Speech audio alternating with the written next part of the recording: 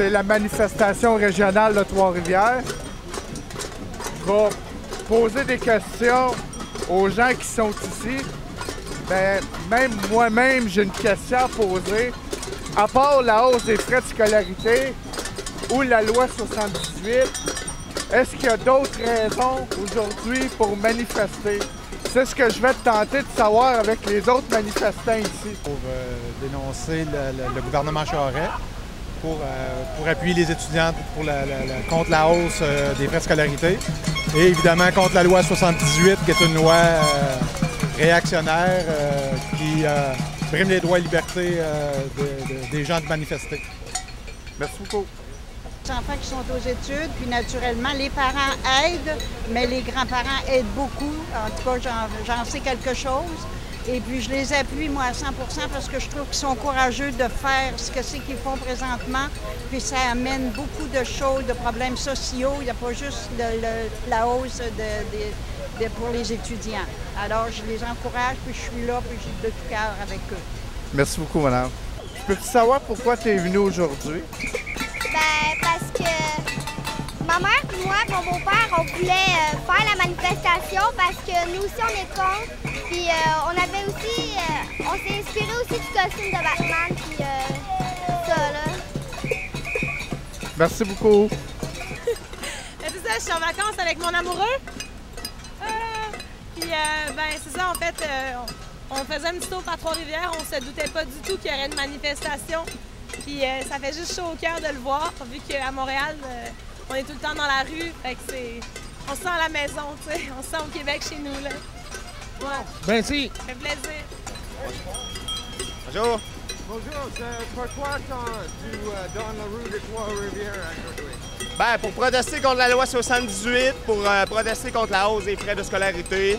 Je pense que après 4 mois que le gouvernement ne nous écoute pas, faut continuer, faut pas lâcher, faut continuer à persister.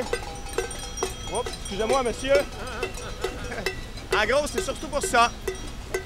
Tu penses que c'est plus en lutte étudiante, c'est plus comme en lutte sociale maintenant? Ah, absolument, absolument. Ça a dépassé le cadre de la grève étudiante. Comme vous pouvez voir aujourd'hui, il y a des personnes de tous les âges, fait que pas seulement des étudiants qui sont ici, là. Quand le gouvernement brime les droits et libertés des citoyens, je pense que c'est un devoir pour les citoyens, justement, de venir manifester et défendre ce qui leur appartient. Sure, sure. Oh, oh!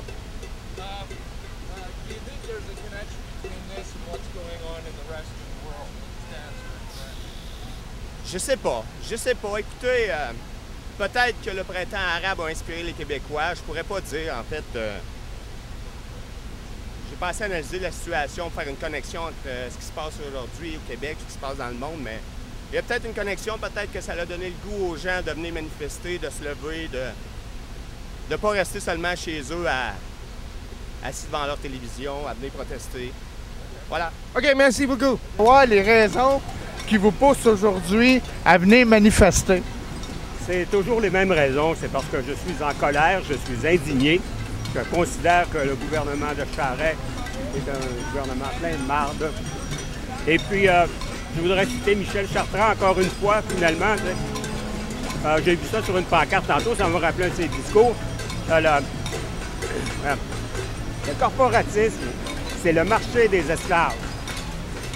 Puis ben, c'est ça. Fait que finalement, la grève étudiante, je la supporte à 100 %. Ce n'est pas un boycott, c'est une véritable grève. Ils ont le droit de faire la grève. Puis ils devraient être couverts par la Charte canadienne, la Charte québécoise des droits et libertés. Puis là, je veux dire, avec Charest, ce qu'il est en train de faire avec sa loi 78, c'est qu'il annule l'application de la loi, des droits et libertés du Canada et du Québec. Il annule ça pour un fin d'application aux étudiants en disant vous n'êtes pas des travailleurs, vous n'êtes pas syndiqués, vous n'êtes pas syndicat, vous ne pouvez pas faire la grève. Moi, je dis qu'ils peuvent faire la grève quand ils veulent. Puis, la responsabilité sociale de ceux qui sont contre la grève, c'est de se rallier à la majorité. Et non pas l'inverse. On peut dire... Les injonctions qui sont décrétées par des juges, c'est de la marde, c'est de la foutaise, ça n'a rien de légitime, ça n'a rien de légal, puisqu'on peut les contester. De toute façon, on va les contester. Est-ce qu'on peut dire que ce sont des mesures antidémocratiques? démocratique selon vous? Absolument, c'est antidémocratique, absolument. C'est un retour plus loin encore que du Plessis. On retourne à peu près à l'acte, en tout cas, avant l'acte d'Amérique britannique du Nord en 1867, on retourne en 1840, quand il y a eu l'union du Haut et du Bas Canada, ça devait créer une espèce de confédération démocratique, puis aujourd'hui, on est rendu en 2012, puis le Québec n'est toujours pas libre, le Canada n'est pas libre non plus, parce qu'on a une reine au Canada. C'est tout le temps que j'avais. Merci beaucoup, monsieur. Okay. Bien, disons que mon passé étudiant est déjà derrière moi. Moi, ce que j'admire surtout au départ, c'est l'amorce que les étudiants ont enclenché finalement dans le débat social actuel, mais qui est un débat qui dépasse vraiment la hausse des frais de scolarité. C'est que c'est vraiment une opposition envers Jean Charest, envers sa loi arbitraire 78. C'est vraiment, pour ma part du moins, c'est vraiment s'affirmer. C'est le temps de démontrer les avantages d'un Québec libre qui est pas assujetti finalement à toutes les contraintes fédérales ou à les visions de Jean Charest finalement avec son plan Nord ou quoi que ce soit.